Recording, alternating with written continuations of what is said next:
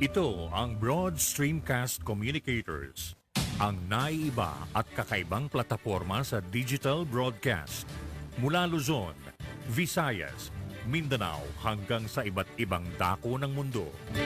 Broad Streamcast Communicators, ang sandigan ng sambayanan mula sa walang labis at walang kulang na pagbabalita, paglilingkod, maglalahad ng mga mapagbuong komentaryo at usaping pambayan para sa kapakanan ng karamihan. Broad Streamcast Communicators, tuwirang maglilingkod ngayon hanggang sa susunod na henerasyon.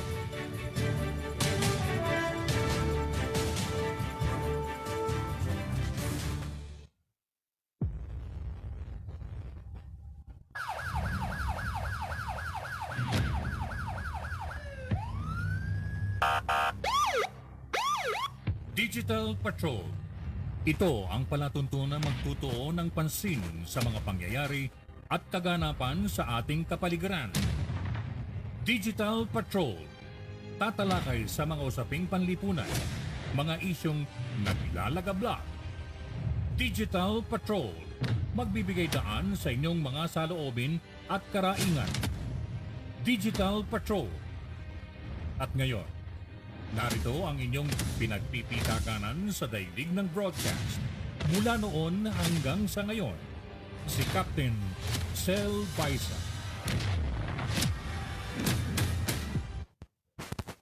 Thank God, it's a Friday. At sa lahat ng ating mga tagapakinig, here and abroad, ngayong araw na ito ng Friday, by the way, allow me to pass on to you ang ating pagbati ng happy weekend everyone.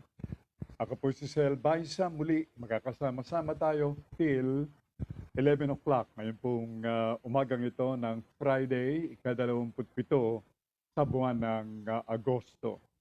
At ito po ang huling Biyernes sa buwang kasalukuyan.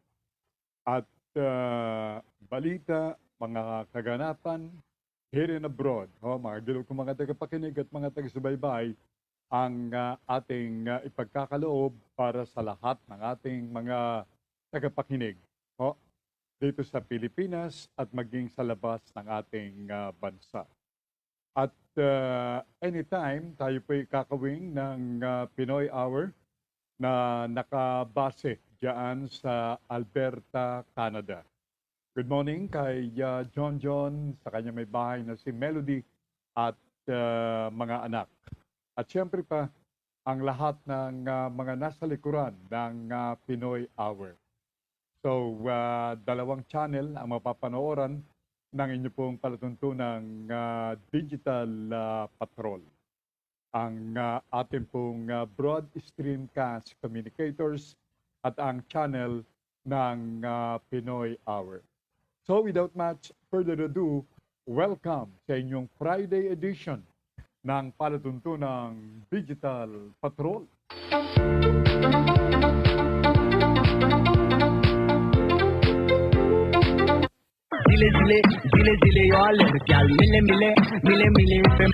At siyempre pa, ang ating pagbati sa lahat ng ating mga tagapakinig with a big and a huge and something like a sticky hug. Ayun. Pag hindi pa naalis ang iyong pisngid niya sa hug na yun, I really wouldn't know. But anyway, mga gilog kong mga taga-subaybay, good Friday morning, Manong. Ang pinaaabot ng aming pong youngest sibling based in Montreal, Canada. She's a nurse. Si Norma Baisa Suel. Good morning, Uma. That's how I fondly call her. At good morning sa iyo, husband na si Ken and children. And to all the Montrealers watching the program. So, before anything else, as a tradition at kultura ng palatuntunan, idaraan po ng inyong lingkod ang ulat panahon courtesy of weather forecaster Ana Cloren na magmumula sa Pag-asa Forecasting Center. Magandang umaga, Ana. Po sa ating patuloy pa rin umiira na Intertropical Convergence Zone o yung ITCZ. May Southern Luzon, Visayas at Mindanao. Dala pa rin po nito yung mga kalat-kalat ng mga pag-ulan, mga pagkidlat at pagkulog dito sa Metro Manila, Calabar Zone, Mimaropa, Bicol Region, Western Visayas, Central Visayas, Zamboanga Peninsula sa probinsya ng Isabela, Aurora, Bulacan, Basilan, Suluan, Tawi-Tawi.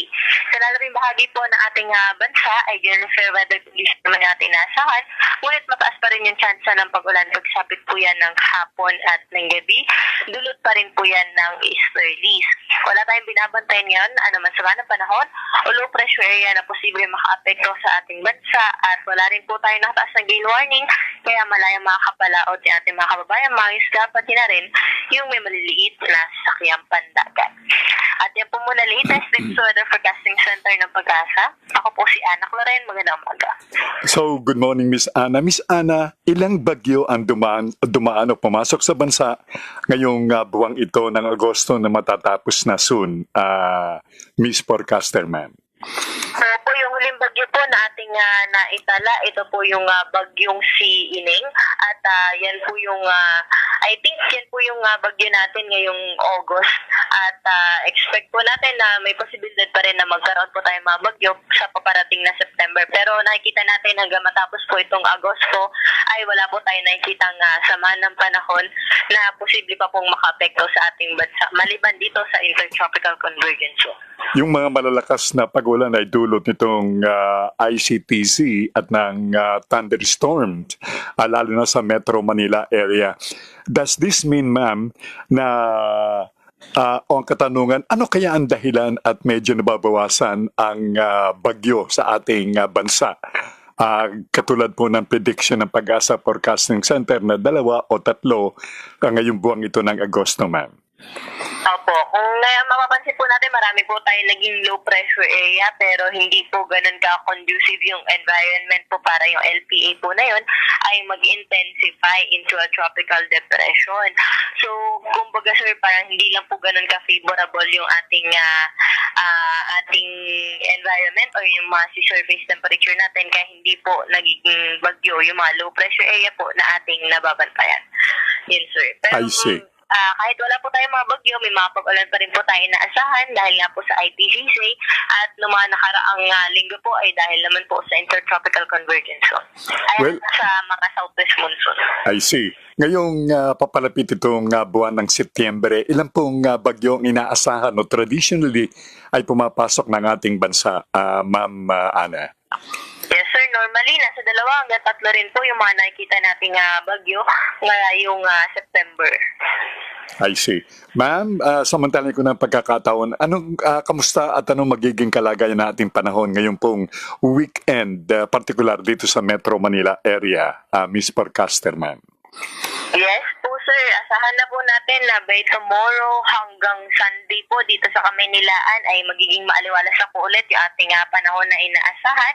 So ngayon medyo may pagkamakulimlim pa po tayo at mataas yung chance ng mga pag-ulan. Pero by tomorrow po at hanggang sa Sunday ay may mga pag-ulan pa rin tayo inaasahan pero madalas na lamang po yan sa hapon at sa gabi at generally magiging maaliwalas na po yung ating umaga.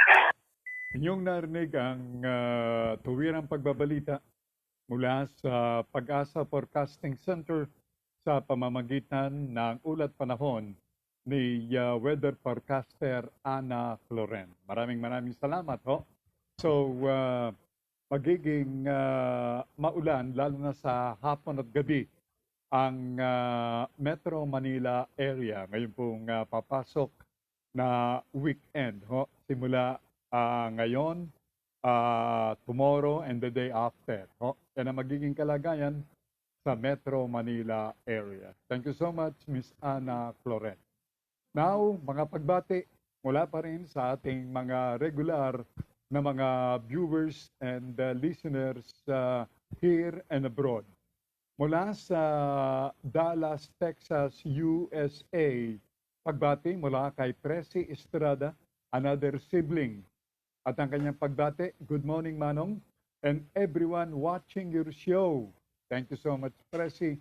And we'd like to reciprocate by saying good morning din and happy day o happy evening dyan sa Dallas, Texas sa iyong husband na si Harry Estrada and your children.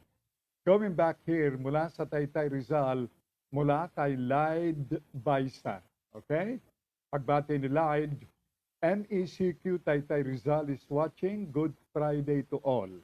Thank you so much and good Friday likewise, Lyde. And of course, sa aming dear mother, Mrs. Regina Abeles Viuda de Baisa, who is celebrating her birthday sa darating na linggo on the 30th. Oh, yan. So, advance happy birthday, mother. Okay? At ganoon din, good morning kay Tammy Juanilio. Magandang umaga, Tammy. At sa lahat ng ating mga viewers and watchers mula dyan sa Taytay Rizal, ang Baredo family kay Tits and John or John and Tits. At ganoon din sa kanilang mga children. Ang mga workers mula dyan sa ISC compound, makers nitong Sahara Cement Proofing. Magandang umaga sa inyo. Ganoon din kay Maxi Baredo. Magandang umaga, Maxi, at sa lahat ng mga workers. So, sa nabanggit na cement proofing factory. Good morning, good morning, good morning. Bueno, sa ating pong mga karagdagang mga pagbabalita, ating bigyan ng pansin itong walang kamatayang COVID-19. At narito ang update ng COVID-19 as of yesterday at batay sa ulat ng Department of Health. Ang mga bagong kaso na naitala kahapon ay 16,313. 16,313. At by the way, ulitin ko yung pong prediction ng Octa Research Group na next week, o simply bago pumasok itong bagong month, bear month na September, aabot na sa 2 milyon ang mga kaso ng COVID sa ating bansa. At yung bagong kaso na 16,313 yesterday had brought to a total of 1,899,200 itong mga bagong kaso. At ganoon din, ang mga gumaling ay 9,659 cases na nagdala sa bilang na 1,734,551 cases. Mga gumaling po yan, nakapag-recover. Sa mga nasawing palad na namatay, bunga nitong COVID-19 kahapon, ay naitala sa 236 at nagdala sa total na bilang na 32,728 ang mga namatay. Ang mga aktibo pa na pagagalingin dito sa karamdamang ito ng ating mga health workers sa iba't ibang mga pagamutan ay umabot na sa 131,921 cases. Yan po yung mga pagagalingin pa. Yan po ang summation nitong COVID-19 cases update as of yesterday. Magandang umaga kay Conrado Brotonel, watching and listening to us mula dyan sa Nueva Ecija. At ang kanyang pagbati, magandang umaga po, Kuya Sel. Likewise, magandang umaga rin na Rading at ganoon din sa lahat ng ating mga kababayan dyan sa lalawigan ng Nueva Ecija. By the way, I'd like to mention, hindi ko na banggit ang aking makakasama sa palatuntunan as usual ay sina Nash ang aking technical director, at si Manita Baisa Kapampangan. Kaming tatlo sa likuran itong Digital Patrol.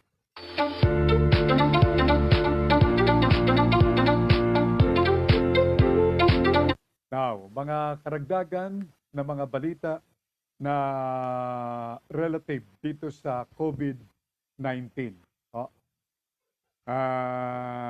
Ngayon pong tanghaling ito, siguro matapos ang pananghalian, ay magsasagawa ng noise barrage ang mga medical staff at mga personnel ng ilang mga pagamutan dito sa Metro Manila area. And to name a few, ito pong Tondo Hospital, ganoon din ang Jose Pabella Hospital. Mga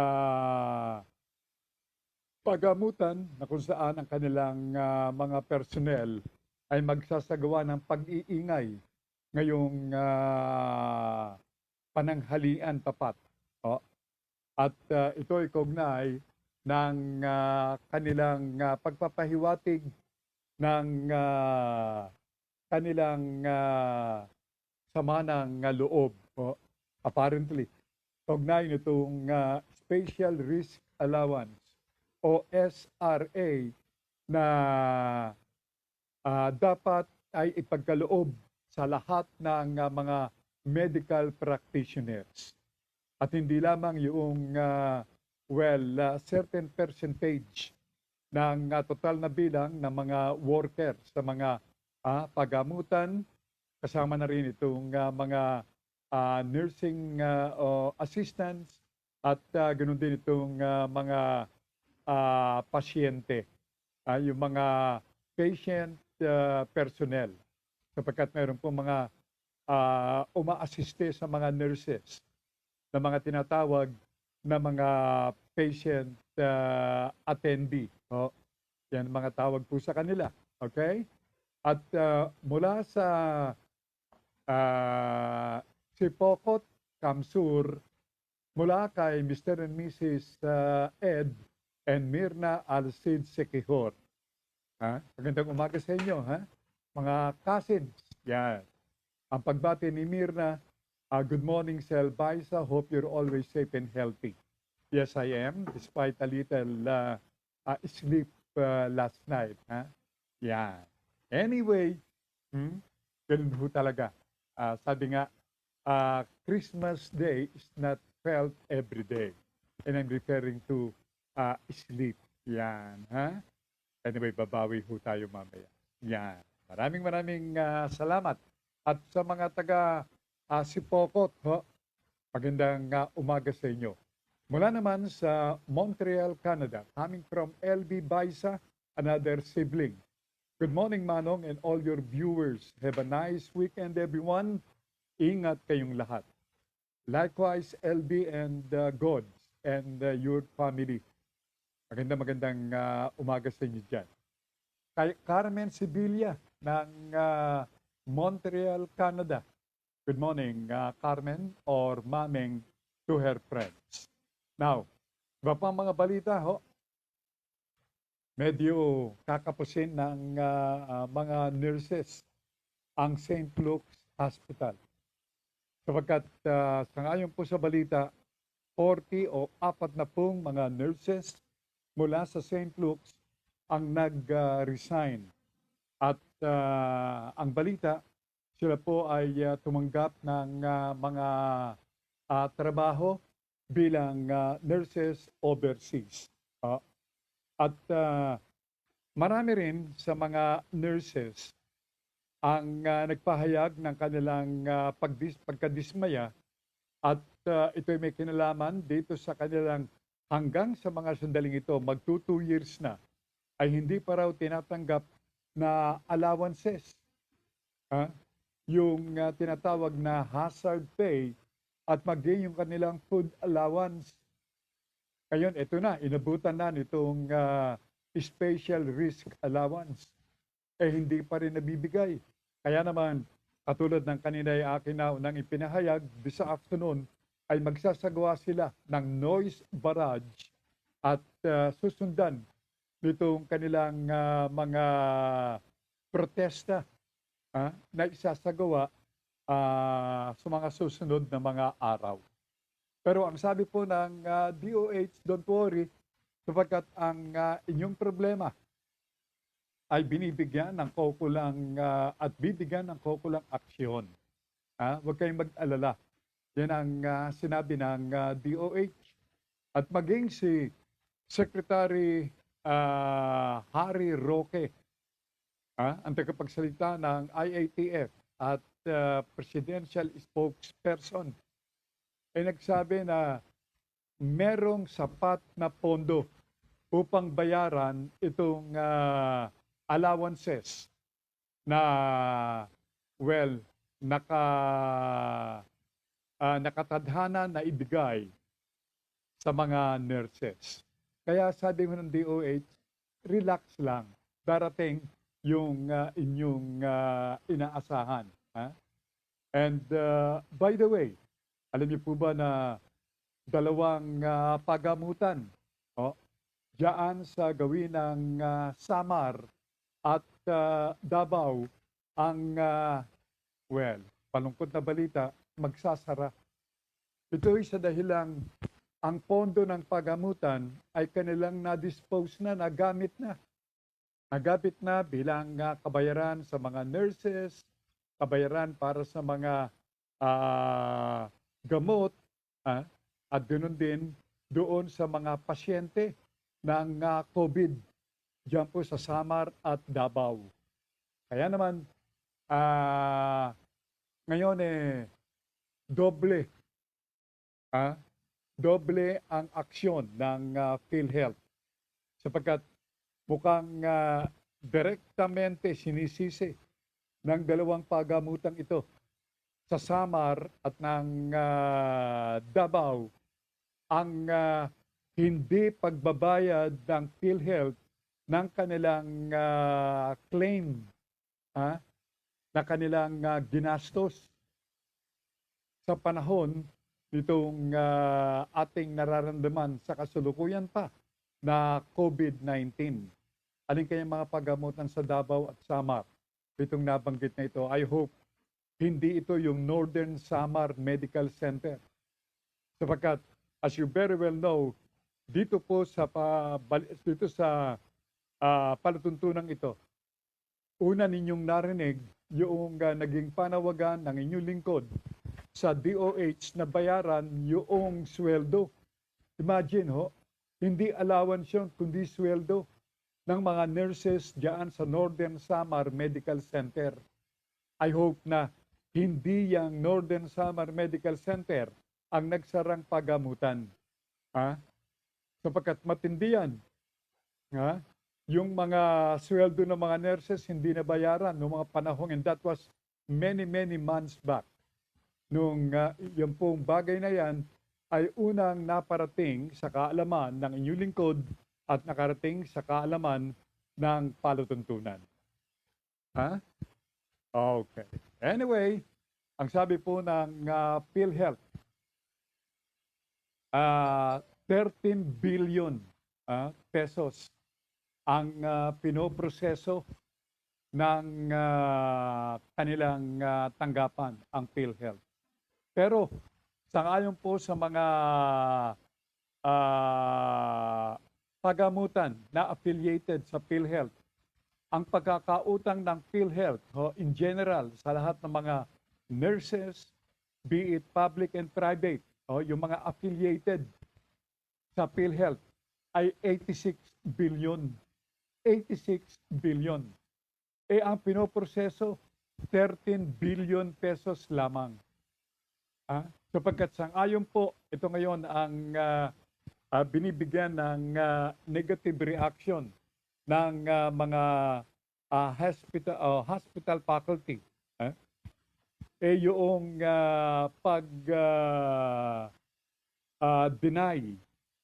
denial ng PhilHealth doon sa claim ng mga pagamutan. Ang sabi ng mga pagamutan, tunay yang aming ginastos na yan na aming kiniklaim ngayon, hinihinga ng kabayaran sa PhilHealth. Pero dininay yan ng PhilHealth. At sasailalim pa sa masusing investigasyon. Yan po ay sang-ayon sa Pangulo ng PhilHealth na walang iba kundi si Attorney Dante Guiaran, na as you very well know, ay dating direktor ng National Bureau of Investigation. Yan po ang pinaka-latest po, hinggil dito sa mga nurses, hinggil dito sa mga hospital personnel. Yung pagre-resign ng 40 mga nurses mula sa St. Luke's Hospital at ganoon din itong banta ng marami pang mga nurses na sila ay magre-resign sa sandaling hindi maging totoo ang DOH na inutusan na ng Palasyo ng Malacanang na empatiko ang palasyo bayaran yung hinihingi na allowance which is due sa mga nurses.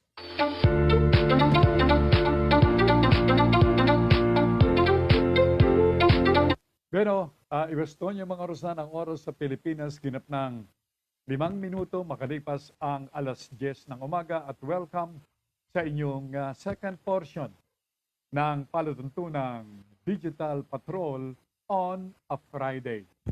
Huling Biyernes sa buwang kasulukuyan. Dile, y'all, gal, mile, pemay. Alright.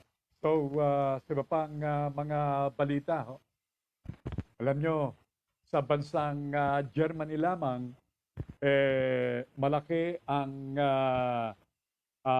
napabalitang pangangailangan dito sa mga nurses na mga Pilipino o mga Pilipina or Filipino nurses. Sapagkat iba ang ang description ng mga hospital personnel o hospital proprietors sa labas ng ating bansang Pilipinas when it comes dito sa serbisyo ng mga Pilipina, mga Pinoy at mga Pinay nurses. Kaya naman marami itong mag-aalisan, magre-resign at magtatrabaho na lamang abroad. Sapagkat sangayon sa kanila, dito sa Pilipinas, napakaliit, napakababa ng kanilang sinisweldo. Plus itong delayed na mga pagbibigay ng allowance. Ang sabi ni LB, na isa rin pong nurse, a graduate of the Ocampo Hospital o the Ocampo Nursing School. Sabi ni LB, Manong, okay naman daw na ang mga nurses sa Northern Samar. Medyo nadidelay pa rin ang kanilang sahod pero hindi na ganoon katagal. Kaya satisfied na rin sila sa ngayon. Salamat daw. Okay. Thank you. Maraming salamat at welcome. And we're happy to note na gumalaw at binigyan ng aksyon ng DOH itong problema ng mga nurses diyan sa Northern Samar. Medyo nadidelay pa rin, pero hindi na ganoon katagal. Yan. Pero nadidelay pa rin. Sana hindi na ma-delay. Sapagkat nagtatrabaho yung mga nurses diyan purposely upang mabuhay. Itong ating mga bayani sa kasulukuyan. Sila itong mga bayani sa kasulukuyan, mga gilukong mga tagapakinig. At hindi yung tinagurian na siyang hero ng pandemic. Anong sabi nga ng Senado? Ano ka, hilo? Yan. Anyway, meron pong pananaw si Dr. Ted Herbosa. Si Dr. Herbosa ay siyang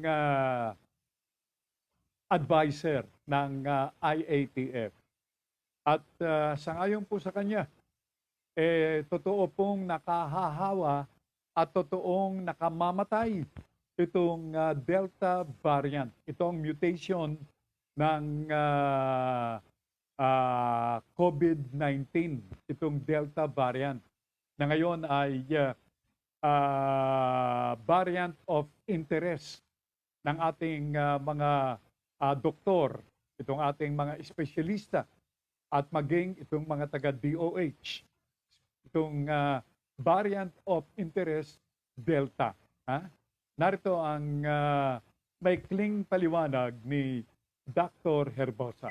Sa 16,000, di ba? Nasa 16, 14, gano'n, 12,000 doon naglalaro. Ang gusto ko doon, hindi na tumataas.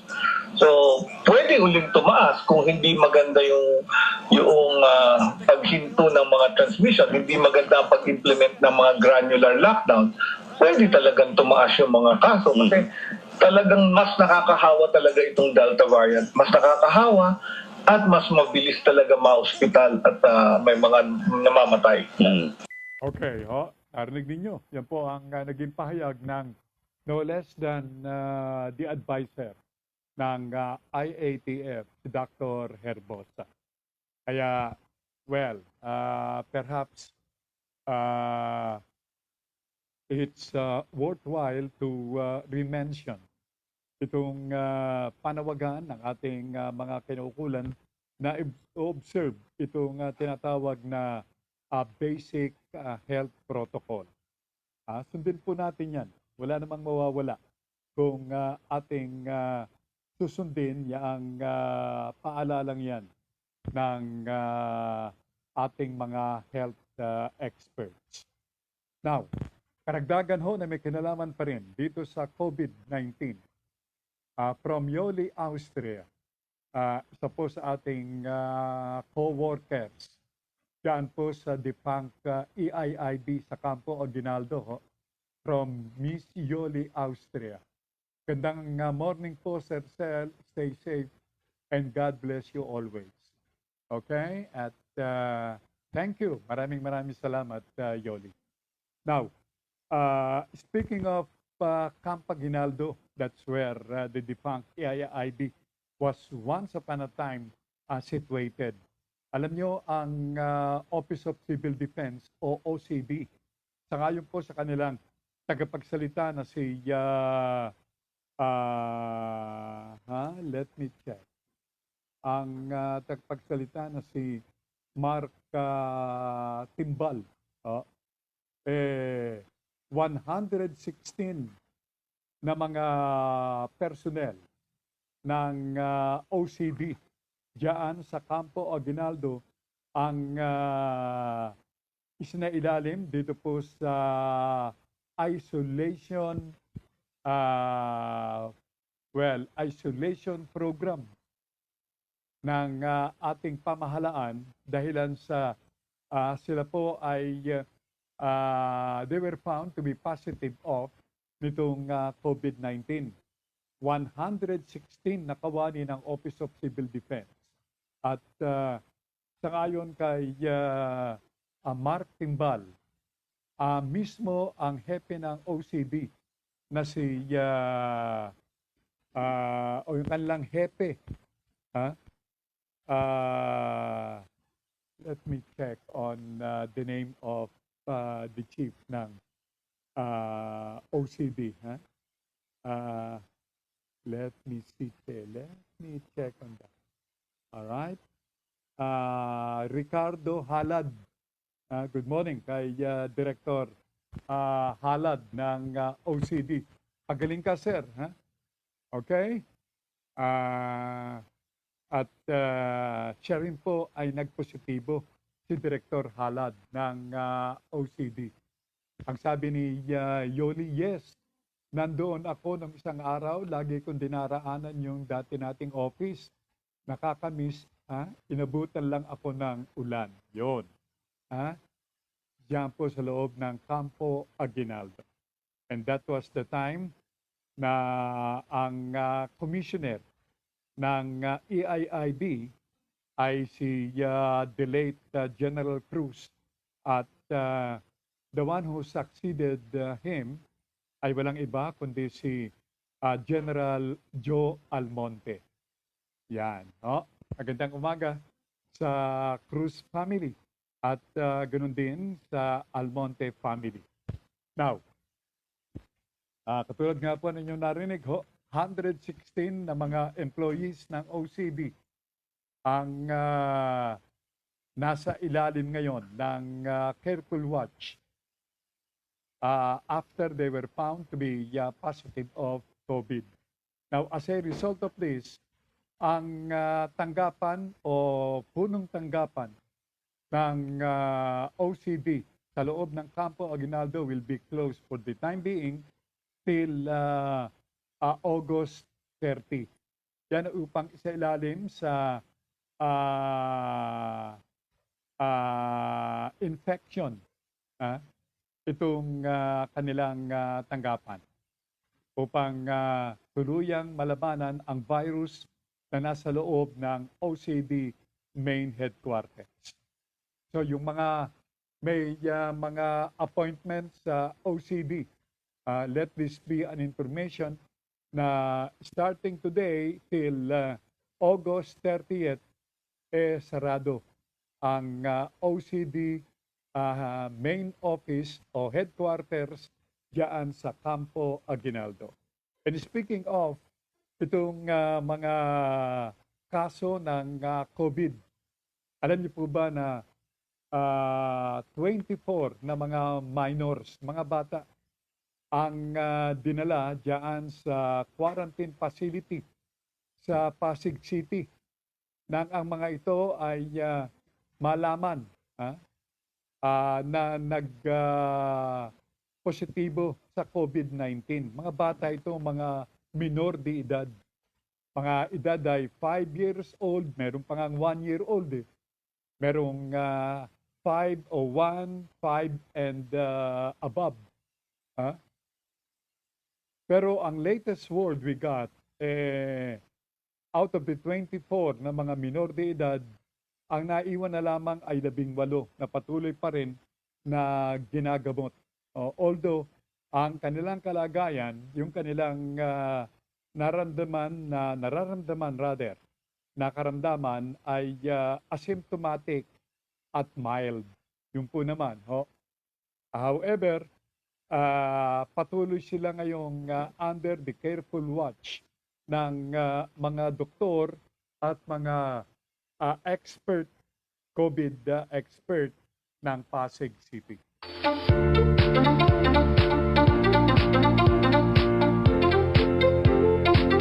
What else in Quezon City? Alam niyo po ba na dalawang lugar pa sa Quezon City ang ngayon ay isinailalim sa special lockdown.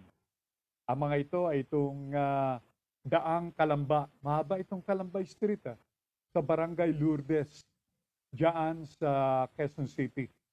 Maging ang Barangay Paltok, nasa ilalim din ng special lockdown, granular lockdown ng Quezon City. At bringing to a total, sapagkat nauna rito, may mga lugar din, karagdagang mga lugar sa Quezon City, ang isinailalim sa granular lockdown na binubuo ng 380,000 plus na mga pamilya. Ito yung mga taga-lungsod ng Quezon na binibigyan ng patuloy na ayuda by way of nitong mga grocery items at maging ng cash allowance. Sapagkat ang Quezon City is among dito sa mga LGUs na binigyan ng extension upang ipagpatuloy at tapusin yung pamamahagi ng kanilang cash allowance hanggang sa katapusan ng buwang ito. So far, out of the 17 na mga local government units, 3 pa lamang na mga lugar ang nakakompleto ng pagbibigay ng ayuda. At ang the latest ay ang Maynila. Tapos na ho ang Maynila na naipamudmud na yung cash health. At nauna rito ay natapos na rin ang Navotas at Caloocan cities. Oh, yan. So tatlo pa lamang so far ang nakakakumpleto ng pamamahagi ng kanilang cash financial health. Manila, Caloocan, and Navotas. While the rest, they were given till the end of the month by the DILG Secretary himself, Ed Anyo, upang tapusin ang pamamahagi mula 1,000 hanggang 4,000 piso doon sa mga dapat na tumanggap ng tulong pinansyal. Yan po ang latest word we got mula sa MMDA, mula personal kay Chairman Benhar Abalos. Now, sa iba pang kaganapan, alam nyo ngayong panahong ito, marami sa ating mga kababayan ang inaaliw ang kanilang sarili dito po sa, paggamit ng kanilang computer, ng kanilang laptop,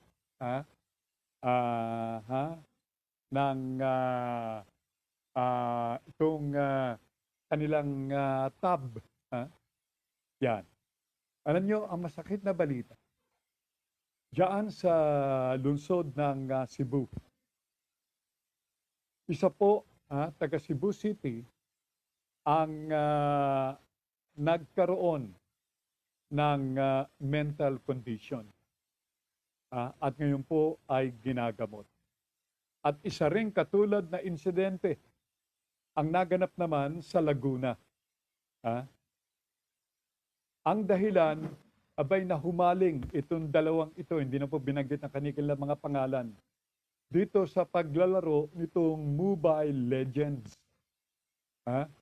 Dahilan dito sa paglalaro, abay magdamagan na itong kanilang Mobile Legends na paglalaro.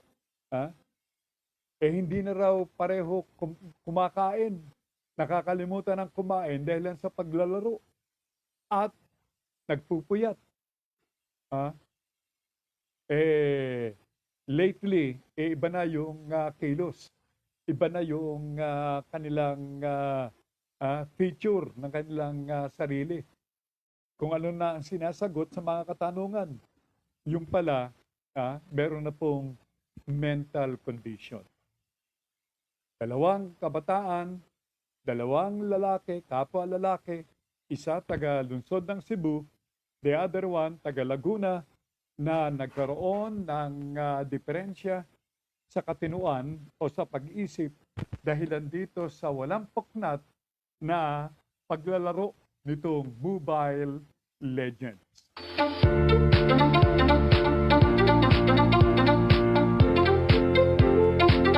Gusto niyo mga Rosan, ang oras sa Pilipinas, ginap ng alas 10:25 ng umaga. Bueno, diba po pong balita medyo tayo po ay hihiwalay muna sa COVID-19. At ating idako ang ating pakikinig dito sa outcome nitong Talk to the People ni Mayor Digong o Pangulong Digong. Sa kanyang naging pahayag nitong si Mayor Digong kagabi, kanyang sinabi na hindi naman siya galit sa bansang Amerika. Bakit? Sino ba nagsasabi na galit kay Digong sa Amerika? Anyway, hindi siya galit. Sabi niya ngayon nagbibigay ng bakuna yung tao Dapat pangaraw ay pasalamatan natin. Galit na ako sa Amerika. Hindi ako galit sa Amerika. Lalo na kung magbigay sila ng bakuna. Lalo akong magandang loob na rin yung tao. In some matters, government policies, yun lang naman. Pero I do not have anything against America. Okay. The President has nothing or has nothing or something rather. He has nothing against America or USA. Yan po ang kanya naging pahayag. Oh. Anyway, yan po yung mula kay Mayor Digong na tuluyan na pong tatakbo bilang pangalawang Pangulo sa darating na halalan at mukhang ang kanyang katandem sa pampanguluhan sapagkat siyang tatakbo ng Vice President and tatakbong Pangulo ay ang kanyang anino na si Senador Bongo. Si Go ang magiging presidente, tatakbong presidente. Ayan. Ang sabi ni Digong nung una, pag ang nanalong presidente ay hindi ko kasundo, naloko na, sabi niya. Ayan, palagay ko kapag nanalo, sakaling manalo ito si Bongo, tiyak na kasundo. Kasundo ito ni Digong. Anino ito Mukhang from the looks of it, adopted son pa ito ni Digong. Bago magalit si Digong, ang sabi ni Nash, yung aking technical director, yung kanyang konting pinagkikitaan ngayon ng konting barya, yung kanyang inilalakong mga fire extinguisher, meron pa rin po para sa mga nagtatanong. At sabi nga po, habang merong stock, bumili na. Sapagkat marami ang nagtatanong, i-inquire hinggil dito sa kanyang fire extinguisher. Merong 10, merong 5, at merong 2.2 pounder na mga fire extinguisher. Napakahalaga po nito, whether it's raining, whether it's sunny or not, mahalaga na meron tayong fire extinguisher sa ating mga bahay at maging sa ating mga sasakyan. O yung may mga konting negosyo, baka kailangan nyo po ng fire extinguisher, it's high time for you to buy. Kaya get in touch with Nash habang meron pa pong naiiwan sa kanyang stock. Okay? Baka tumaas na po ang presyo kapag nagbago na ng kanyang stock, ang kanyang fire extinguisher na inilalako. Get in touch with Nash dito sa number na ito, 0919-365-3855. Yun, ulitin ko, 0919-365-3855. Yan, Yan po yung konting pinagkakitaan ng barya nitong si Nash, ang aking pong technical director. Wala na po siyang kinikita sa atin. Alright. So, yan po ang kanyang konting, racket, so to speak. Okay? Pakahalaga po niyan, fire extinguisher. And the case nitong si Mayor Digong muli, alam niyo ang sabi niya, sa ating mga kababayan, Hoy, sabi ni Mayor Digong, huwag kayong maniniwala sa Senado. Lalo na sa kanilang ginagawang investigasyon. Puro daw sat-sat lamang ang Senado, puro forma. Langya. May patutsada na.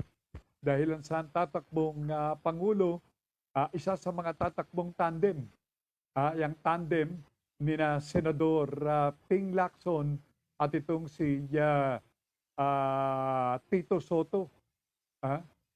Yan, kaya naman siguro medyo pinatutdahan na ni Digong itong Senado. Talaga naman iba ang kulay politiko. Pakinggan natin. Mga investigasyon. Kita naman ninyo walang nangyayari. Puro lang, we will investigate. Pagkatapos yan, begins with the bluster. Eh, matapos yan, i-whiff. So, sabi ko sa inyo, mga kababayan ko, nagsasabi kami dito ng totoo. Pakinggan mo yung mga ibang senador dyan, meron talagang masabi. After an investigation, 1 or 2 or 3 days, your hearing, wala na. Walang rekomendasyon, walang dinimanda, walang napriso. Puro postura ng question. Ayun, ha? Puro postura. Ha? Yan ang mula po sa isang Visayan talking president. Perhaps what he meant, puro forma itong Senado, itong mga senador na gumagawa ng investigasyon sa iba't ibang mga, well, anomalous transactions o yung mga scam. Wala, puro forma lang. Kaya ang sabi ni Mayor Digong, wag nating paniwalaan ang Senado. Ayan, ha? Mm-hmm. Now, speaking of Digong, alam nyo, tatakbong Vice President itong si Digong. Finally, tatakbo talaga ho siya. Sinabi niya na. At ito'y kasunod ng naging pahayag, itong convincing na pahayag nitong si Presidential Advisor na si Sal Panelo. Natatakbo rin namang senador sa darating na halalan come next year. Itong si Sal Panelo. Haging sa panalo, no? Sal Panalo sana, di mas magandang pakinggan, pero Panelo. Anyway, tinanong siya ni Digong, totoo ba yung iyong ibinalita ni Digong kay Panelo na yung mga alkalde sa National Capital Region na iyong nakausap pabor na tumakbo si Digong bilang pangalawang pangulo? Naniwala sa iyo. Nor do I doubt your statements. Yung bang sinasabi mong lahat ng mga mayors, nadaanan mo for the past 1 month at nire-report mo dito. At sinasabi, gusto nila ba ako talaga itatakbo ng Vice Presidente? Ito ba totohanan sa galing sa puso nila? Yun nga ako walang sinasabi nila sa pinupolitika ka lang. Tinatanong ko nila ako kung talagang confirm niya rin natatakbo ngayon. Sabi ko, yung masasabi ko sa inyo kung ano yung sinasabi niya na narinig ko rin. Kasi tinatanong ko sila, bakit naman niya gusto niya na mag-retire? Ang sagot nila pareho, sinasabi nila, gusto namin kasi may continuity, pagpatuloy niya, iba na yung nandyan siya. Yun ang palagi nila sinasabi. Yun, yun ang sinabi, statement nitong si Sal Panelo nang tanungin ng kanyang boss, ang Pangulo, katotoo ba? Tapos ka Panelo kapag ikaw ay ng bola. Sana hindi bola at hindi mo binibilog ang ulo ni Pangulong Digong. Iba magalit yan. Lalo kapag binobola. Pero from the looks of it, buo na itong tandem na Bongo at former President Duterte na lalaban next election next month. Yun na. Ngayon, sino pa ba? Ano pa ba ang latest dito sa Halalan Blues? Of course, we have yung tandem na sina Lacson at si Soto. Who else? Ito na lamang si Inday Sara Duterte, itong presidential daughter. Ang medyo hindi pa nagpaparamdam. Pinasasarap, kumbaga.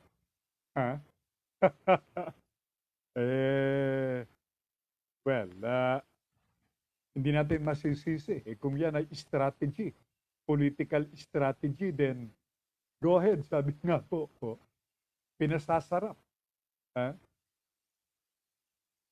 Yan. Sino kaya ang kung tatakbo si Sara Duterte as president? Sino kaya ang kanyang vice president? Marami po ang medyo bumubulong at siguro yung dahilan itong nagkakaroon ng atraso sa pagpili ng vice president mate.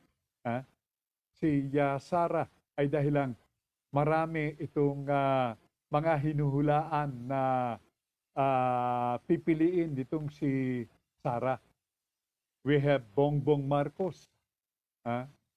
Sabi nga po ni Senador Amy Marcos, yung kapatid nitong si Bongbong, kapag natuloy yung tandem ni Sara at Bongbong, parang nabuo itong tandem na mula sa langit.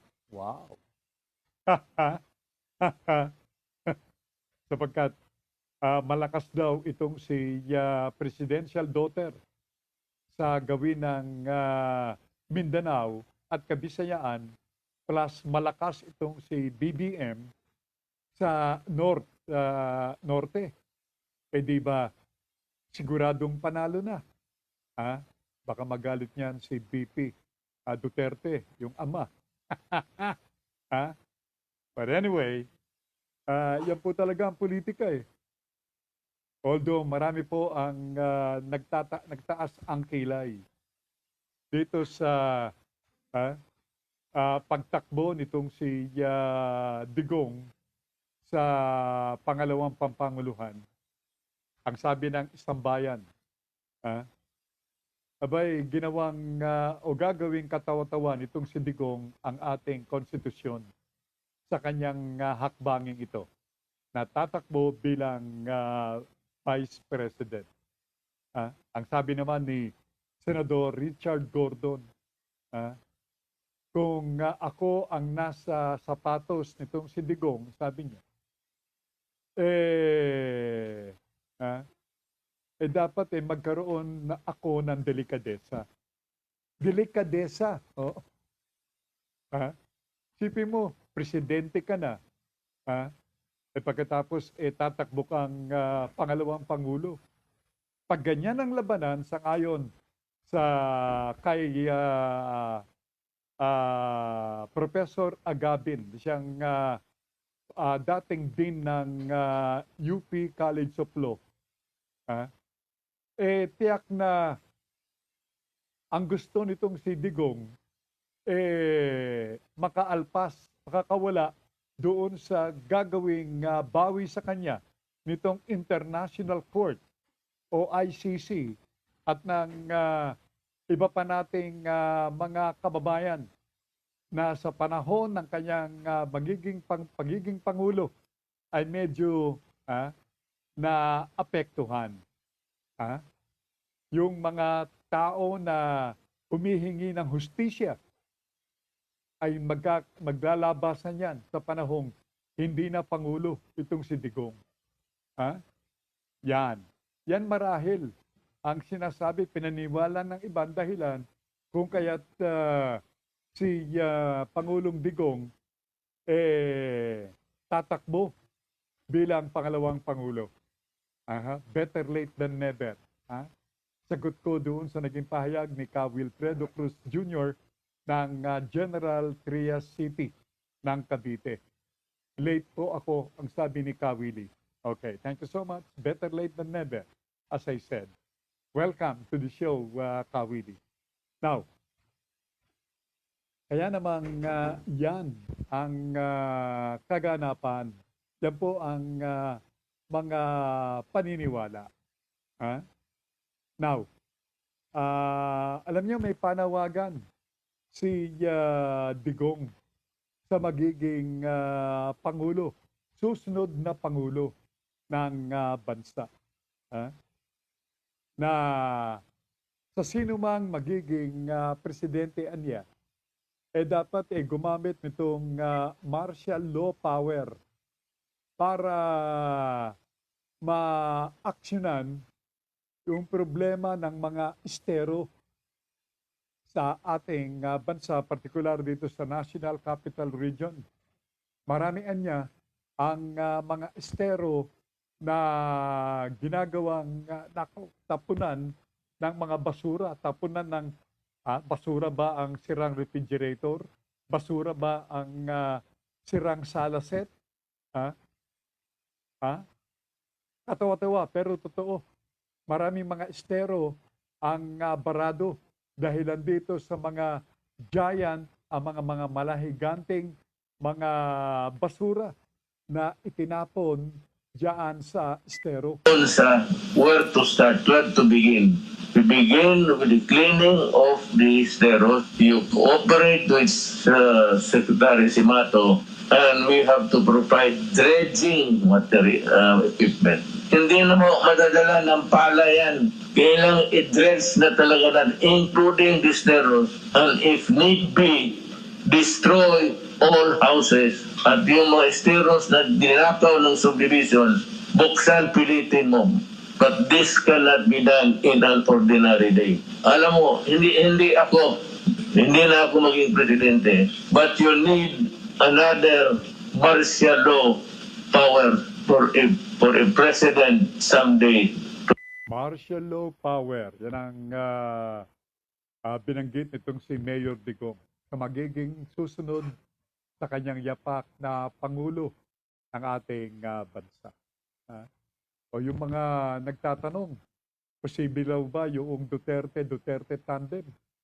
Mukhang ayaw nitong si Sara Duterte. So, doon mismo sa naging pag-ayaw nitong si Sara, talagang ang lowdown, tatakbo si Sara, hindi ho ba? Tatakbo bilang Pangulo. Yan. Basta't ang question, sino kaya itong pipiliin nakatandem nitong si Sara? Will it be Bongbong Marcos or would it be Gibo Teodoro? Yang dalawang pangalan yan na medyo ngayon ay pinaniniwalaan na kukuning katandem nitong si Sara Duterte. How about itong si Lord Peter Cayetano, dating senador, dating DFA secretary, at dati pong miyembro ng ating kongreso. Yan po ang katanungan. Sapagkat bakal itong si Win Gatchalian. Meron din pong mga himig na itong si Gatchalian will also run for the vice presidency ng ating bansa come next election. Yan ang $68 question. Sino itong magiging katandem o pipiliing katandem nitong si Sara Duterte? O may katugunan dito si Willie Cruz Jr. Ang kanya pong hula ay si Gibo Teodoro.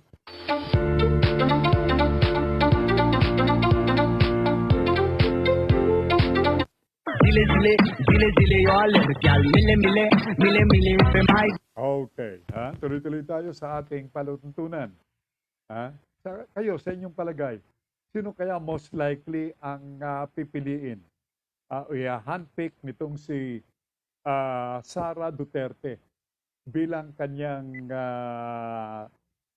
vice presidente. Yan ang katanungan.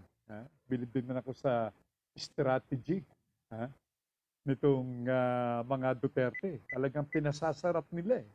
Hindi ba? Yung maalala na nung election ng 2016, pampanguluhan,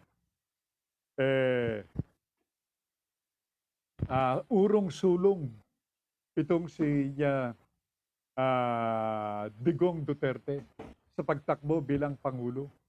Kesyo, how many times, countless times, sa kanya binanggit, wala akong interes sa pagtakbo bilang Pangulo. Ganyan din po ang sinasabi ni Presidential Daughter.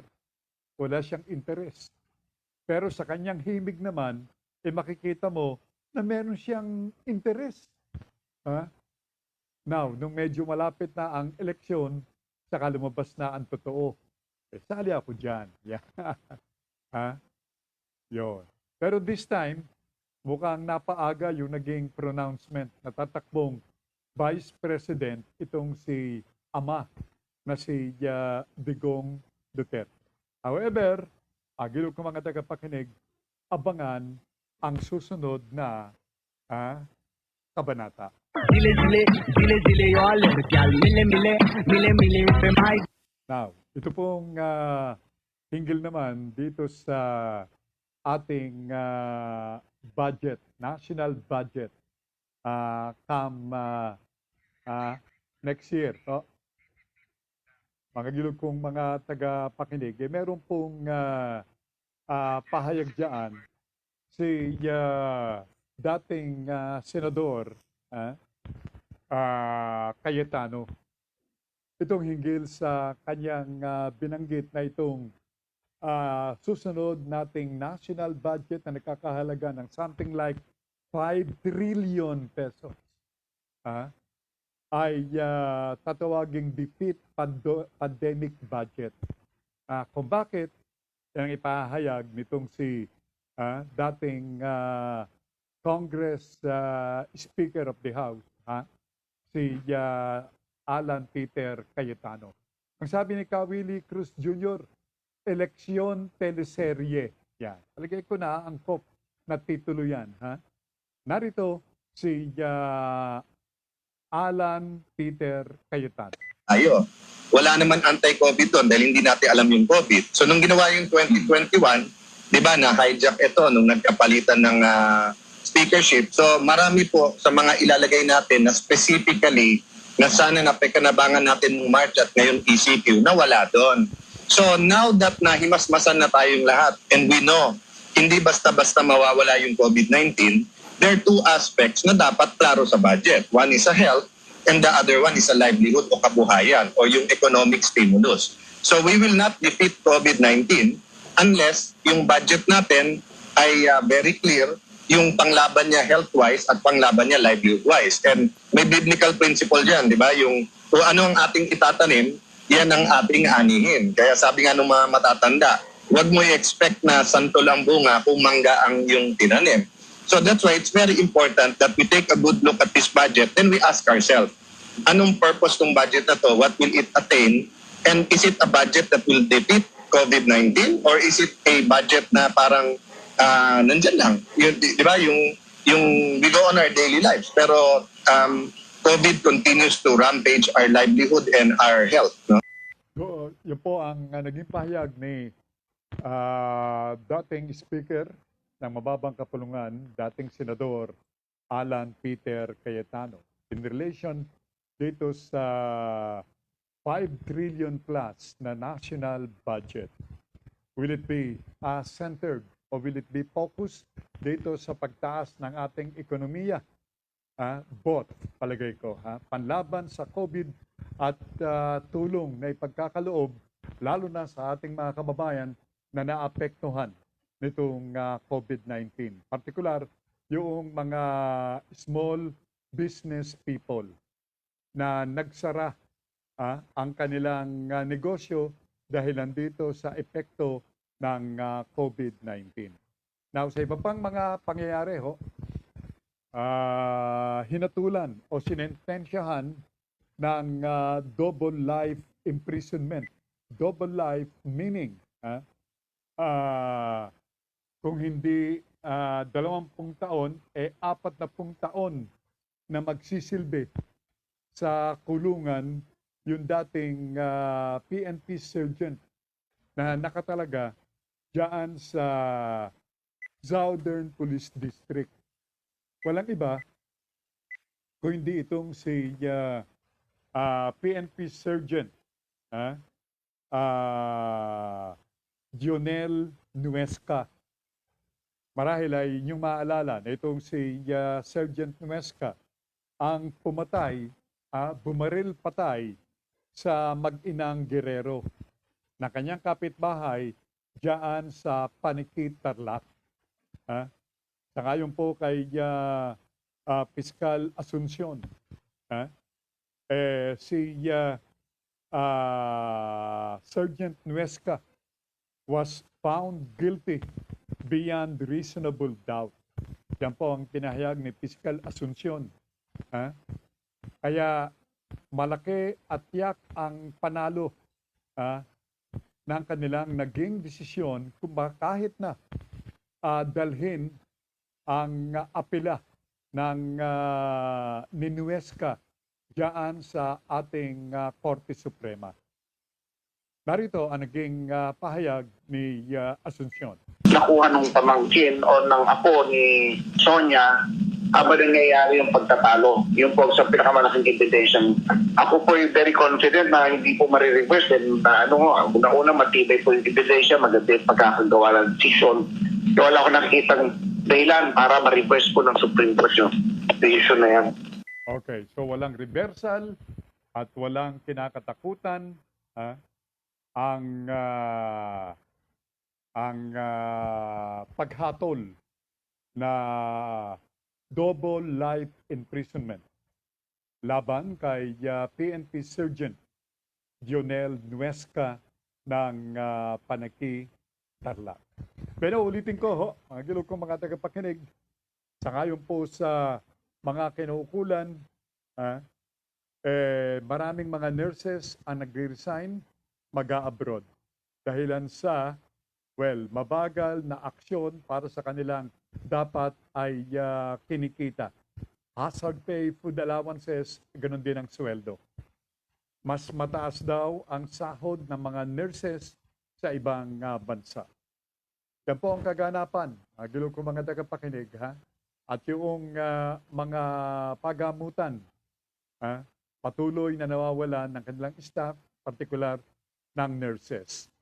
40 mga nurses ang nag-resign sa St. Luke's Hospital. At ang mga nurses sa mga public hospitals, partikular diyan sa Tondo General Hospital at Josefa Belia Hospital ay magsasagawa ng noise barrage ngayon pong tanghaling ito upang ipamukha sa mga kinukulan ng DOH ang kanilang pagkadismaya dito sa mabagal o makupad na pagkilos sa kanilang mga allowances. Beno, that's all for now. Maraming salamat. Thank you, Nash. Thank you likewise kay Semanita or kay Nanette. Thank you very much.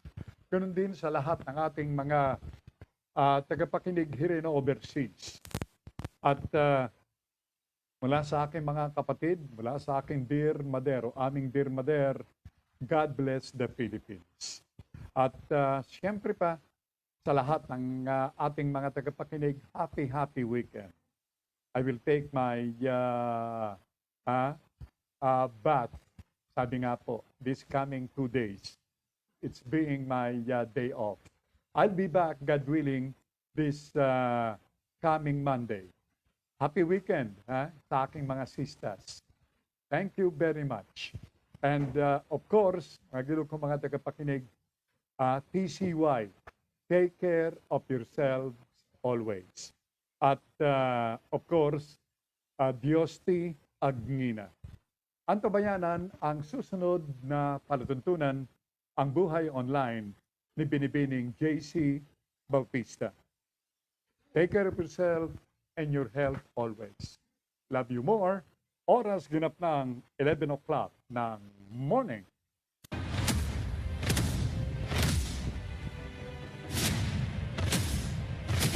Sumainyo ang Digital Patrol. Hanggang sa muli, dito pa rin sa Broad Streamcast Communicators. Maraming salamat po.